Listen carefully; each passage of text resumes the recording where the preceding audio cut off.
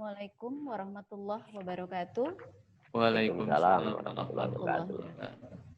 Alhamdulillahirabbil alamin. Segala puji bagi Allah Subhanahu wa taala yang telah memberikan nikmat iman dan juga kesehatan sehingga kita dapat berkumpul bersama pada kesempatan kali ini.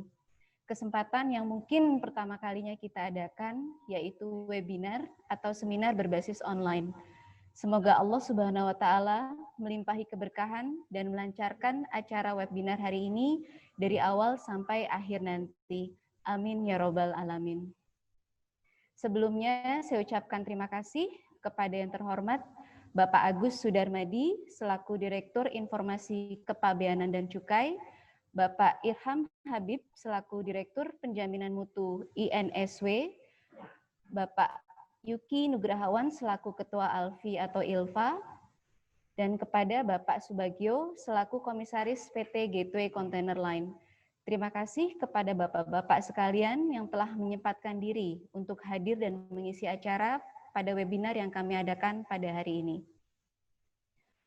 Ucapan terima kasih juga saya sampaikan kepada rekan-rekan PT Gateway Container Line yang telah meluangkan waktu di tengah kesibukan masing-masing untuk mempersiapkan webinar kali ini. Insya Allah rekan-rekan sekalian akan mendapatkan ganjaran pahala yang berlimpah dari Allah Subhanahu wa taala. Salam hormat dan terima kasih juga saya ucapkan kepada para hadirin yang juga berkenan meluangkan waktunya.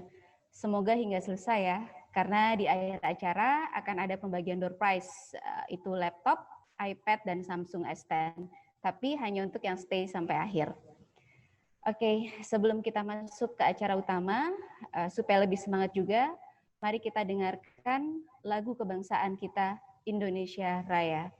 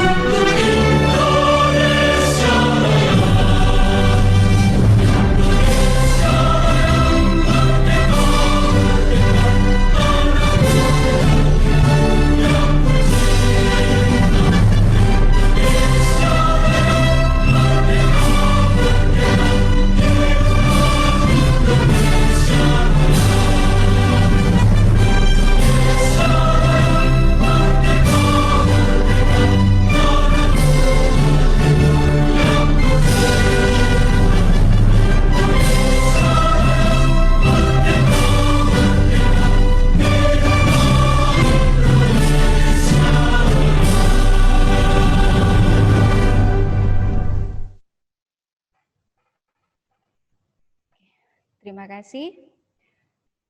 Selanjutnya saya ingin menyampaikan maksud dan tujuan diadakannya webinar ini. Oh ya, perkenalkan nama saya Hesti Rosmawati selaku perwakilan dari rekan-rekan yang ada di PT Gateway Container Line. Seperti kita ketahui bahwa pandemi ini menciptakan kondisi baru di mana aktivitas sosial dibatasi. Salah satunya adalah kegiatan sales dan marketing. Sebelumnya, tim sales dan marketing kami selalu melakukan kegiatan kunjungan langsung, baik ke calon customer maupun existing customer. Namun saat ini hal tersebut belum dapat dilakukan. Dan sebagai wujud kami untuk tetap menjalin komunikasi dan bersilaturahmi dengan para customer maupun calon customer, salah satunya adalah melalui media webinar ini. Kita dapat berinteraksi, berdiskusi, melihat wajah masing-masing walaupun hanya melalui media online. Harapan kami, komunikasi kita tetap terjalin lancar di tengah keterbatasan akibat pandemi COVID-19. Judul yang kami angkat pada webinar kali ini adalah mewujudkan logistik yang efisien dan kompetitif. Mengapa kami mengangkat judul ini? Pemerintah melalui Inpres nomor 5 tahun 2020 telah menginstruksikan para menterinya untuk menerapkan program National Logistic Ecosystem atau NLE. Apa itu NLE? NLE adalah program yang bertujuan untuk mengakomodasi integrasi ekosistem logistik melalui penyelarasan informasi arus lalu lintas barang dan dokumen internasional sejak kedatangan sarana pengangkut hingga barang tersebut tiba di gudang importir, dan tidak menutup kemungkinan hal ini berlanjut pula di kegiatan ekspor. Melalui program ini, maka semua stakeholder yang berkaitan dengan logistik akan terintegrasi, seperti Lembaga Bea dan Cukai, Lembaga Nasional Single Window, importir, pelayaran atau freight forwarding, jasa kepabeanan, perusahaan tracking, dan beberapa stakeholder lainnya akan terintegrasi dalam satu platform. Nanti untuk lebih jelasnya, pengertian NLE ini akan dibahas tuntas oleh para panelis kita. Tentunya kami dari Gateway Container Line selaku Global Logistic Company sangat concern dengan hal ini. Kami sadar bahwa logistik merupakan komponen penting dalam proses distribusi suatu produk, yang kontribusi biayanya masih sangat tinggi, sehingga saat ini masih menjadi salah satu kendala dalam memasarkan daya saing produk-produk dalam negeri. Tentunya Gateway Container Line saat ini terus berupaya untuk menjadi global logistik yang terus berinovasi, yang dapat memberikan pelayanan yang maksimal terhadap customer kami, juga dapat terus bertahan dan beradaptasi dengan segala perubahan yang terjadi pada saat ini. Gateway Container Line saat ini menjadi ekspor leader, di mana kami mempunyai kurang lebih 80-100 TEUs per minggu ke 20 negara tujuan ekspor. Tidak hanya itu, kami pun memiliki servis sebagai import konsolidator. Saat ini kami menangani sekitar 100 TEUs per bulan dari 15 port offloading. Seiring berjalannya waktu, kami terus meningkatkan fasilitas dan infrastruktur perusahaan guna meningkatkan pelayanan terhadap customer, seperti sistem EDI tersendiri, perizinan PPJK sendiri, penyediaan tracking baik head truck dan truck box. Kami juga memiliki gudang ekspor sendiri yang berlokasi di Marunda Center, memiliki kantor di Bandara Soekarno-Hatta. Saat ini Gateway Container Line memiliki kantor pusat di Jalan Otista, Jakarta Timur, di mana gedung kantor juga sudah merupakan milik PT Gateway Container Line sendiri. Kami memiliki kantor cabang di Cikarang, Bandung, Surabaya, Semarang, dan Belawan. Untuk kantor di Bandung, Surabaya, dan Semarang juga sudah merupakan milik Gateway. Saat ini kami sedang meningkatkan terus sistem IT kami. Salah satunya yang sudah kami terapkan yaitu e-DO dan e-invoice, di mana proses serah terima DO ini kita bisa lakukan melalui media online, sehingga di masa pandemik saat ini hal ini sangat membantu. Dengan e-DO pun customer kami dapat menghemat waktu dalam proses clearance barang import. Setelah e-DO tentunya masih sangat banyak produk-produk teknologi yang ingin kami buat, karena tujuan kami adalah dengan IT yang mumpuni dapat memberikan kemudahan dan rasa aman dari para customer dalam memakai jasa kami. Dalam waktu dekat, semoga produk-produk baru kami dapat segera kami launching. Besar harapan kami dengan segala fasilitas yang kami miliki saat ini dan semangat kami untuk terus berinovasi ke depan dapat menjadikan PT Gateway Container Line sebagai salah satu mitra pemerintah dalam menciptakan logistik yang efisien dan kompetitif. Selanjutnya, mari kita dengarkan pemaparan dan diskusi lebih detail tentang NLE ini, sehingga ke depannya kita mampu memahami maksud dan tujuan dari NLE, serta bersiap diri untuk kemungkinan perubahan yang akan terjadi. Kepada Pak Subagio, selaku moderator, saya persilahkan. Baik, terima kasih Ibu Hesti. Bismillahirrahmanirrahim. Assalamualaikum warahmatullahi wabarakatuh. Waalaikumsalam warahmatullahi wabarakatuh. Selamat pagi, salam sejahtera untuk kita semua. Tentunya kita bersyukur kepada Allah karena kita masih bisa jumpa meskipun melalui Zoom meeting dalam acara webinar di kesempatan pagi yang berbahagia ini. Dalam webinar ini kita menghadirkan 3 narasumber, tentunya yang hebat dan luar biasa. Mungkin kita sapa dulu dari ketiga narasumber kita. Yang pertama yaitu Bapak Agus Sudarmadi, Direktur Informasi Kepabeanan dan Cukai. Selamat pagi Pak Agus. Selamat pagi Bapak-Bapak sekalian, Pak Bagio. Ya. Pagi Pak. Pagi Bu. Terima kasih. Kemudian kita sapa untuk pembicara narasumber kita yang kedua, yaitu Bapak Irham Habib, Direktur Penjamin Mutu INSW atau Indonesia National Single Window. Selamat pagi Pak Irham. Selamat pagi Pak Bagio, Pak Agus, Bu Esi, dan Bapak Ibu semua. Narasumber kita yang ketiga yaitu Pak Yuki Nugrahawan. Alhamdulillah yang juga sudah hadir. Beliau Ketua Umum ALFI, Asosiasi Logistik dan Forwarder Indonesia. Selamat pagi Pak Yuki.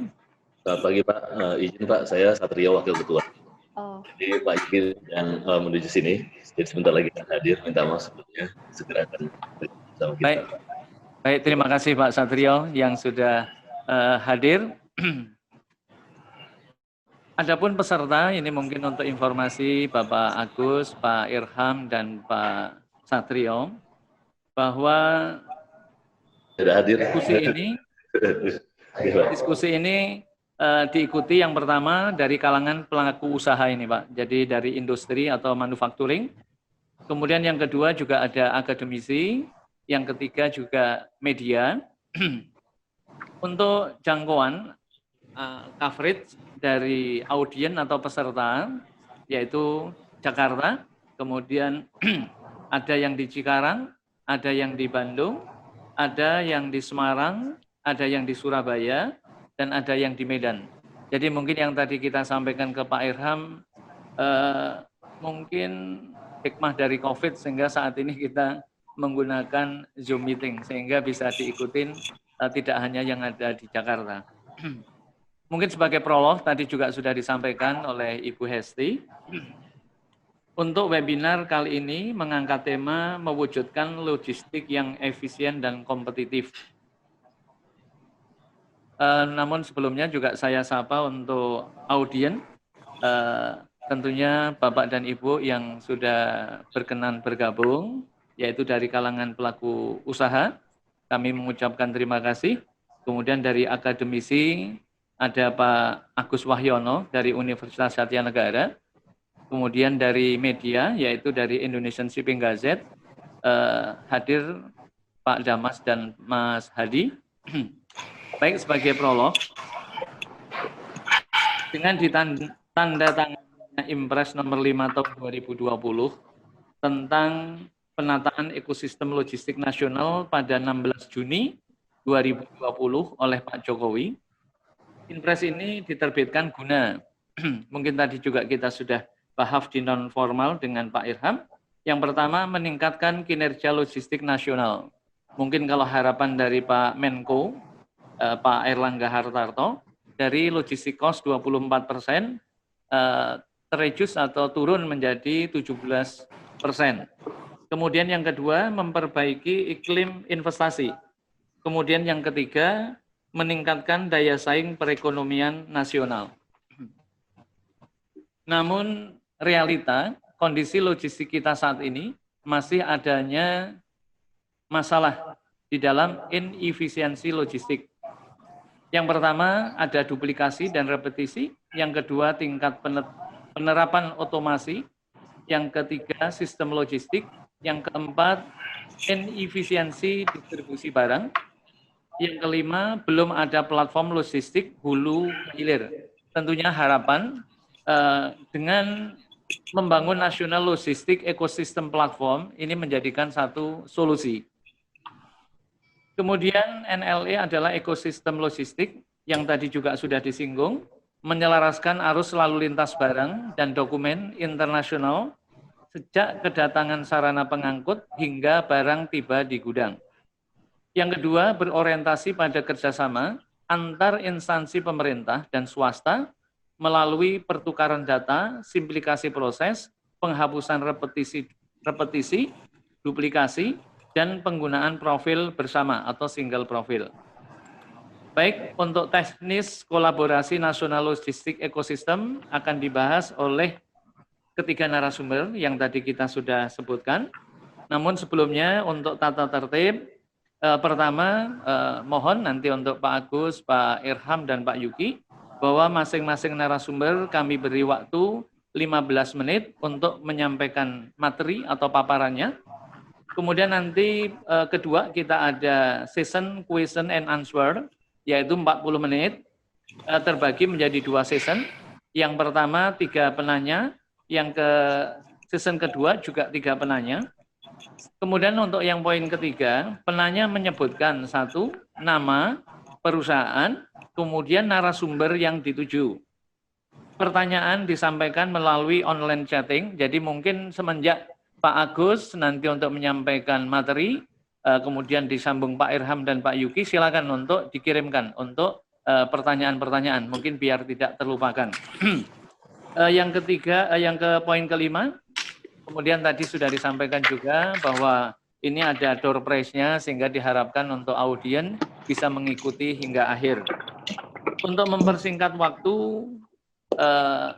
kita segera mulai, yaitu kita akan mohon Pak Agus Sudarmadi untuk menyampaikan materinya. Mungkin kalau yang saya sudah dapatkan di sini, Bapak akan menyampaikan berkaitan dengan National Logistic Ecosystem secara komprehensif, turning problem into opportunity.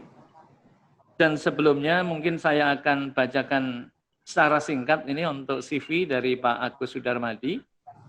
Pak Agus lahir di Jakarta 21 Agustus 1967, kemudian untuk pendidikan terakhir atau 3 terakhir sarjana pertanian Universitas Hasanuddin, Diploma of Economic, The Economic Institute, kemudian Master of Science, Northeastern University. Kemudian riwayat jabatan untuk 3 terakhir, Kasubdit Impor Direktorat Teknis Kepabeanan, kemudian Kepala Kanwil DJBC Kalimantan Bagian Timur, kemudian Direktur Informasi Kepabeanan dan Cukai dari 2018 hingga sekarang. Mungkin CV dan materi yang akan disampaikan Pak Agus Sudarmadi tadi yang kita sampaikan. Saat ini waktu kami berikan kepada Pak Agus. Silakan Pak Agus. Baik Pak, terima kasih moderator, Pak Habib, Pak Yuki, dan seluruh stakeholders yang pada hari ini kita bergabung di dalam webinar. Assalamualaikum warahmatullahi wabarakatuh. Selamat pagi. Saya kira tadi latar belakang kenapa kita berkumpul dan berkumpul di sini ya. Izin screen share. Berkumpul di sini adalah tadi ya, banyak sekali program sudah kita lakukan baik dari sisi pemerintah ataupun swasta untuk membuat logistik performance index kita meningkat dan cost logistik kita menurun ya. Banyak mulai dari dulu dengan banyak sekali program ya, Sisloknas, National Single Window dengan berbagai programnya, Bea Cukai juga demikian, dari kementerian lembaga juga banyak sekali sudah melakukan program-program. Tapi faktanya adalah bukannya tidak ada perubahan, ya, bukannya tidak ada perubahan, ada perubahan dari sisi dan perbaikan di sisi LPI dan cost logistik Indonesia. Tetapi kalau compare to other countries gitu ya, kita ternyata tetap masih berada ketinggalan dibanding negara-negara tetangga. Isunya di situ. Sehingga memang memerlukan suatu langkah yang tidak biasa kalau menurut istilah Pak Presiden kita. Dan ini disesuaikan dengan kondisi sekarang, harus ada langkah-langkah disruptif. Akhirnya kami di Bea Cukai ya, mencoba berdiskusi dengan teman-teman di Kementerian Keuangan dan Kementerian Lembaga serta banyak pihak, the stakeholders, kira-kira apa sih yang perlu kita lakukan gitu untuk memboosting atau meleverage secara cepat performance logistik kita. Nah, gambaran umum tadi juga sudah disampaikan. Gambaran umumnya kita ada dua sih sebenarnya. Yang pasti saat ini Bapak Ibu sekalian, teknologi sudah bergerak cepat. Dulu sesuatu yang kita anggap bagus dan menjadi solusi saat ini bisa obsolete, dan itu hanya dalam waktu hitungan, nggak perlu sampai lama. Sebagai contoh kasus di sisi teknologi, beberapa tahun lalu kita demam sekali dengan menggunakan BlackBerry Messengers. Ya, disrupsi teknologi. BBM bukan berarti jelek, dia teknologi yang sangat bagus, tetapi ternyata bisa kalah, bisa hilang. Karena apa? Dianggap tidak sesuai dengan demand dan supply yang ada pada saat ini. Banyak sekali teknologi-teknologi, apalagi dengan kedatangan e-commerce, marketplace yang berada di elektronik, yang real, di sektor nyata banyak sekali bertumbangan. Terakhir kita lihat ya, untuk Pizza Hut aja untuk di Indonesia itu sudah tumbang dan menutup gerainya. Banyak hal. Jadi isunya Bapak Ibu sekalian, tadi juga sudah disampaikan, ada dalam terkait logistik ini, kegiatannya itu kan ada government to government, government to business to business, dan business to government. Ada sisi kiri dan sisi kanan yang kita bagi G2G, 2B, ya, dan B2B. Nah, kita lihat di G2G itu memang banyak sekali isu, Pak. Licensing, duplication proses, repetisi. Which is gitu lah. Yang ini yang menarik, Pak. Kita selalu mengatakan repetisi dan duplikasi proses bagian dari inefisiensi. Dalam teknologi sekarang, ternyata repetisi dan duplikasi itu doesn't matter anymore gitu. Kalau kita yang paling penting adalah sudah adanya kolaborasi sistem. Ketika kita membeli tiket, ya, pengalaman misalnya, kita bisa membuka aplikasi di 5 tempat sekaligus gitu. Ya. Untuk melihat yang mana sih yang paling murah dan yang mana bisa kita pilih. Dan untuk melakukan transaksi dengan satu pihak kita bisa menggunakan banyak sekali platform. Itu sebenarnya istilah repetisi juga terjadi, duplikasi tugas juga sudah terjadi. Yang belum saat ini mungkin adalah connectivity-nya gitu, ketika ada arus informasi. Nah, di platform B2B saya kira sudah lebih mature ya untuk connectivity dan kolaborasi ya. Untuk itu kami pemerintah juga belajar. Dan isunya yang mungkin di poin A, Bapak Ibu sekalian, itu idle capacity. Ini yang membuat service ya. Banyak aplikasi, banyak teknologi sangat canggih, Bea Cukai punya, National Single Window punya. Tetapi sebenarnya banyak yang tidak saling berbagi tadi. Nah, pendekatan dari National Logistic Ecosystem adalah integrasi tetap diperlukan, tetapi yang paling dipentingkan adalah dari sisi kami itu adalah kolaborasi, Pak. Saling bekerja sama, menumbuh kembangkan, maka istilahnya adalah ekosistem. Jadi ekosistem perlu kita sepakati bersama, bukan membangun sistem, tapi membuat lingkungan yang saling sama-sama bersama-sama kita menumbuh kembangkan sistem-sistem yang sudah ada untuk saling memberikan informasi dan memberikan kehidupan di antara kita. Jadi prinsipnya adalah NLA tidak dalam konteks untuk mengganti sistem dan tidak dalam konteks untuk menghilangkan satu sistem yang sudah eksis. Kalaupun suatu saat ada yang tumbang atau kalah ya karena tidak mampu bersaing, itu adalah karena memang ketidakmampuan adaptabilitasnya tadi. Seperti kasus BBM dan Nokia gitu ya. Jadi itu. Next. Nah, kenapa Bea Cukai begitu bersemangat untuk berada di depan gitu ya. Dalam arti kata selalu mengusulkan banyak-banyak ide, karena kami ini sebenarnya paling menderita, Pak, ketika terkait logistik. Bicara tentang custom clearance, pokoknya kalau ada salah, ada penelitian, ada apa, pokoknya customs clearance. Nah, ada nama customs di situ, ya. Ada nama customs, ya, di mana di situ Bea Cukai pokoknya biang kerok. Kemarin kami rapat gitu ya, ada kolaborasi dengan sistem pembayaran atau sistem dari KL lain yang bermasalah di situ, mereka nggak bisa ngeluarin barang, mereka bilang sistem Bea Cukai down, sering mati dan seterusnya. Padahal connectivity-nya antar decision making proses antara sistem itu nggak jalan. Jadi apapun, nah itu sehingga kita melihat bahwa tugas pokok fungsinya Bea Cukai itu ada di revenue collector, community protector, trade facilitator, dan industrial assistance. Coba back ke slide yang sebelumnya. Ya. Ya. Ini mengakibatkan kita harus adaptif, Pak. Jadi Bea Cukai dalam konteks ini berusaha sangat adaptif terhadap perkembangan, dan mungkin saat ini posisi kami, Pak, kami janji dari sisi ICT bahwa Bea Cukai saat ini memposisikan diri sebagai bagian dari rantai pasok, tidak semata-mata sebagai regulator. Sehingga kami sekarang saat ini lebih banyak berbicara dengan teman-teman bisnis nih. Ayo kira-kira apa yang bisa kita mainin buat kita bikin project masing-masing, nanti kita lihat dalam program-programnya.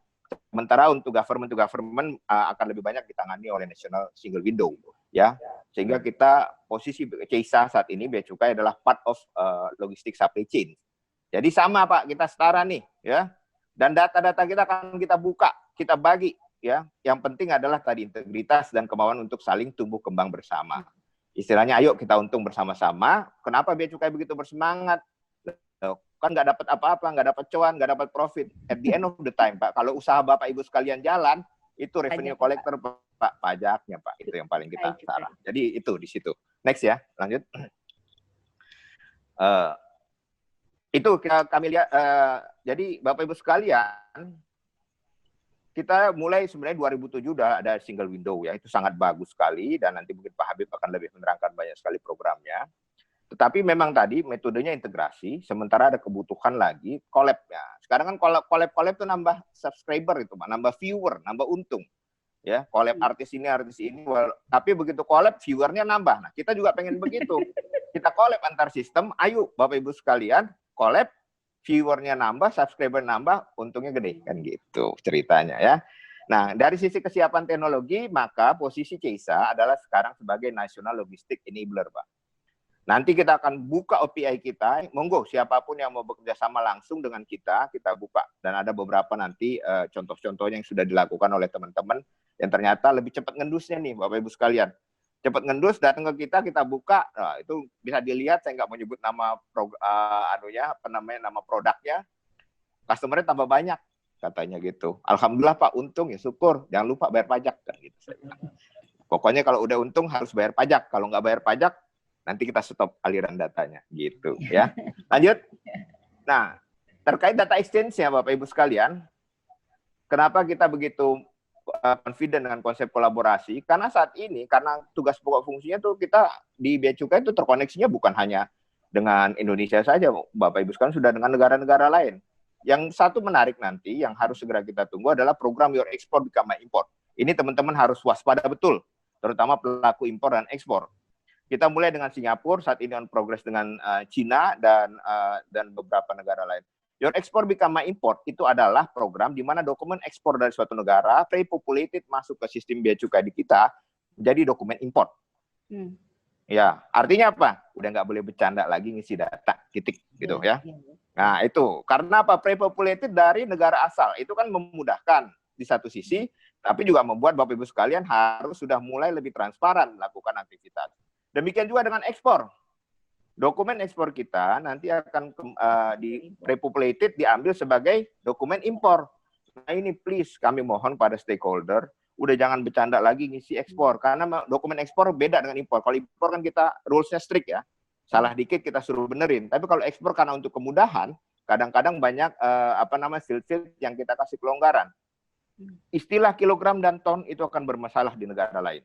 Gitu ya. Istilah pitches dengan koli dengan ini itu bisa bermasalah loh, karena tiap hukum di negara berbeda-beda. Bisa saja kita maksudnya adalah sekedar biar bisa jalan di sistem Indonesia, tapi faktanya di luar negeri itu bisa menjadi Anda dianggap atau kita yang melakukan ekspor memberikan pemberitahuan tidak benar, prosesnya panjang. Sepanjang data diberikan secara benar, ya, informasi dilakukan secara benar dan diisi dengan benar, maka insya Allah itu akan banyak speed up atau banyak percepatan. Dan jangan lupa Pak, tadi harus dokumen juga kita sudah terkoneksi, ya, arus barang juga sudah terkoneksi, arus uang juga sudah loh Bapak Ibu sekalian kita dengan PPATK dan Bank Indonesia, dan arus orang gitu deh. Jadi memang agak aneh juga kalau misalnya sekarang mencari orang nggak ketemu itu agak susah, sebenarnya kalau secara sistem dari kami ya, kacamata sistem itu sudah bisa sekali dideteksi. Arus uang, orang, barang, dokumen, itu sudah terkoneksi. Yang kedepannya adalah diharapkan pelaku bisnis ya sudahlah kita bisnis secara transparan, pemerintah memberikan banyak fasilitasi, dan kita sama-sama menumbuh kembangkan ekonomi bangsa Indonesia next. National Logistic Ecosystem tadi sudah ya, saya kira sudah diberikan gambarannya tentang apa, yang bisa dibaca, bahan akan diberikan. Nah, ruang lingkup NLE ini ada 4 ruang lingkup Bapak Ibu sekalian, ada di sektor platformnya ya. Platform itu adalah nanti yang terkait dengan ICT ya. Ada yang warehousing, shipping dan seterusnya lah. Semakin banyak yang bergabung ya sama saja seperti kehidupan. Ya, pokoknya kami prinsipnya nggak ada lu nggak rame gitu ya, nggak ikut join nggak asik gitu. Jadi semakin banyak yang gabung, sepanjang memang memenuhi standar dan keinginan yang sama, ayo kita gabung bersama. Di proses bisnis juga akan dilakukan pemeriksaan. Nanti mungkin teman-teman NSW menyampaikan tentang single submission. Bea cukai single submission antara karantina dan bea cukai. Melakukan joint inspection. Bahkan kami lebih radikal lagi, tapi ini pelan-pelan. Ngapain lagi joint inspection? Cukup single inspection. Siapa saja yang berikan satu, datanya sama, kita itu pelan-pelan, Bu. Tata ruang pelabuhan itu ada juga di sektor lain. Dan pembayaran, karena pembayaran ini memegang peranan penting di mana multi channel, siapapun boleh ikut bergabung, tapi dalam satu aliran single processing nanti, ya. Ini banyak sekali yang terlibat, proyek besar, dan mudah-mudahan ini sudah bisa jalan. Contoh dengan pelabuhan, Bapak Ibu sekalian ya, kita lihat. Nah, dengan pelabuhan kita kenapa pendekatannya untuk NLA ini adalah bukan pendekatan wannabe, Bu, Bapak Ibu sekalian ya. Wah, kalau kita mau melamar orang itu pengen yang wannabe, kayak seganteng siapa ya, David Beckham gitu paling itu. Tetapi supposed to be pendekatannya. Supposed to be itu artinya apa yang harus kita kerjakan, apa yang kita punya. Jadi mengarahnya nanti kepada pain point akan diselesaikan satu-satu. Sesuai dengan misalnya dari teman-teman NSW nanti akan menerangkan tentang bagaimana sih antar KL itu. Jadi pain point antar KL kan licensing, pemeriksaan dan sebagainya. Kami dengan bisnis ya terkait dengan platform, pain point-nya di trackingnya, di deponya, di warehousing-nya, mereka butuh data dari bea cukai ini, kita akan menjembatani. Jadi NLA kolaboratif dengan mengarah kepada pain point supposed to be-nya. Apa yang kita harus lakukan. Kalau penyakit itu, penyakit kita sudah banyak ya di tubuh. Nah, mungkin yang paling penting adalah yang kita sembuhkan adalah penyakit yang paling kelihatan dulu sebelum kita ke arah penyakit dalam. Gitu. Ya, jadi banyak intinya adalah mempertemukan supply side and demand side dari logistik untuk menciptakan opportunity bisnis. Ini juga menarik nih karena saya bicara dengan teman-teman swasta. Ada satu platform hanya satu tunggal bisnisnya, tapi begitu dia gabung dengan NLA, dia bisa create, saya bisa ini ya, bisa ini ya, bisa ini ya, bisa ini. Nah, ini kita udah nggak bisa cegah loh, Bapak Ibu sekalian, ya. Ini yang disebut dengan ketika di ekologi, di ekosistem, ya persaingan itu makan-memakan ataupun hilang-menghilangkan itu bukan dalam rangka menghancurkan, tetapi di dalam rangka menumbuh kebanggaan, supaya kita bertahan, kita lebih kreatif, dan kita menciptakan opportunity baru, ini harapannya. Lanjut ya.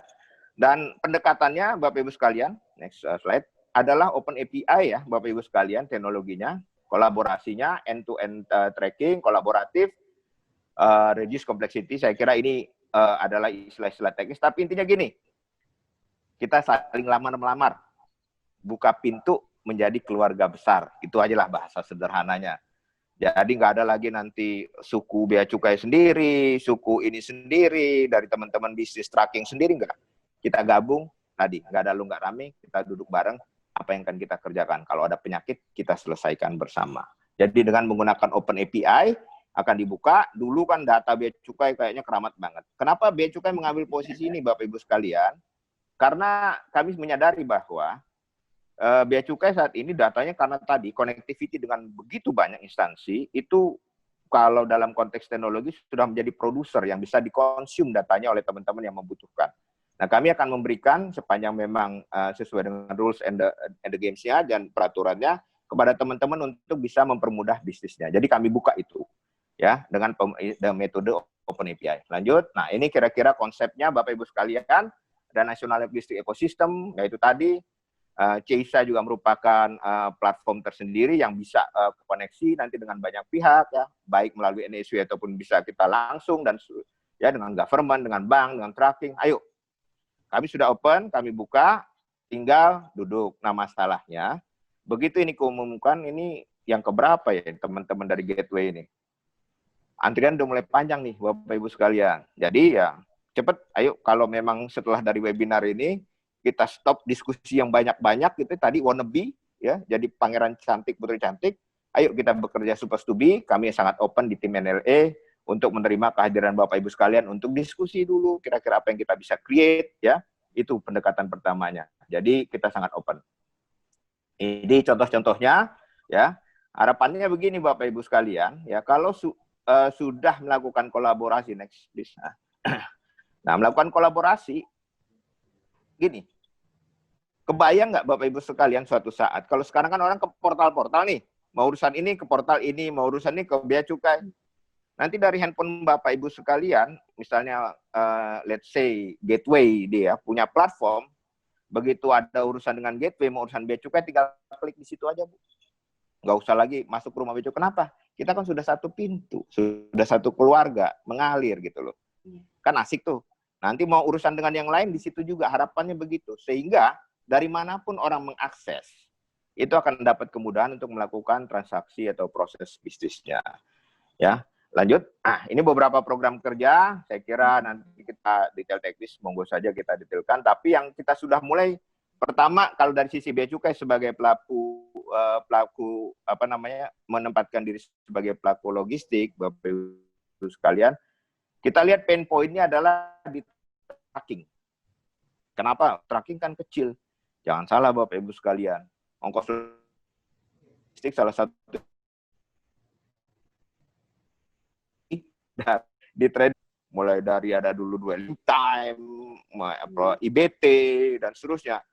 Bagus di situ cepat, tapi begitu keluar ngek, ada macet jalan, tracking nggak, idle capacity sharingnya nggak jalan, ada yang satu hari bisa bolak-balik 4 kali, ada yang satu hari bisa nggak dapat order dan seterusnya. Nah, ini kita buka melalui tracking. Ya, kami juga sudah berbicara dengan teman-teman warehousing, depo-depo, terus juga dengan manifest logistik, ada platform yang bisa disebutkan ya. Nanti ada sudah mulai kita melakukan open kolaborasi. Jadi prinsipnya begitu. Datang saja kepada kami di tim NLE, kira-kira Bapak Ibu sekalian punya apa, kita create nanti. Kita apa sih yang bisa kita lakukan. Tapi dengan semangat tadi. Bapak Ibu sekalian, bisnisnya jalan, ya, dapat cuan, dapat untung, kami akan mengawasi setelah untung, bayar pajak, jangan lupa, gitu. Kita bantu. Nah, ini contoh-contohnya Bapak Ibu sekalian, saya kira tampilannya, next please. Sudah in place di beberapa. Ya, nah, ini sudah contoh memfasilitasi informasi pergerakan barang domestik, memfasilitasi end-to-end dalam rangka eksportasi di outbound, dan memfasilitasi end-to-end proses logistik dalam rangka importasi. Ini sudah ada beberapa itu saya yang sudah join, ya, silakan saja mau nambah. Yang di bawah sebelah kiri itu kan ada logo-logo, ya, berharap nanti entah gateway ada di sini atau siapa ada di sini, nambah. Semakin banyak, semakin asik ya. Contoh lagi nextnya please, ini sudah jalan. Salah satunya SP2 dan seterusnya. Banyak sekali pilihan-pilihan. Intinya begini, salah satu yang dapat dari tracking, Bu, ya. Tracking sekarang bisa secara otomatis mengefisienkan dirinya sendiri tanpa pemerintah ngatur. Kenapa? Ya kayak mesin Gojek aja sekarang. Jadi begitu mereka masuk, ya, sudah kelihatan tuh di platform NLE. Yang mana dengan harganya, dengan lokasinya, ya, dengan mungkin tergantung truknya. Kan pilihan ya silakan kembalikan kepada customer. Mau yang murah, mau yang bagus, fasilitas lengkap, itu dikembalikan kepada customer. Jadi memesan kontainer diharapkan semudah memesan ojek online, tracking kontainer sudah dapat meningkatkan kepastian estimasi pergerakan barang, kolaborasi dengan supply chain-nya juga langsung dengan warehouse dan seterusnya bisa langsung. Lanjut, vessel workflow juga sudah mulai kita terus lanjut satu lagi, ya. Nah, ini ya sudah mulai kita jalankan. Ya, rangkaian proses barang ekspor dimulai dari booking kapal, bon muat dan seterusnya. Ini sudah mulai on progress dan beberapa juga sudah melakukan uji coba live development. Dan sebagai penutup kami sampaikan video singkat tentang bagaimana sih gambaran NLE dalam bentuk animasi sederhana. Silakan.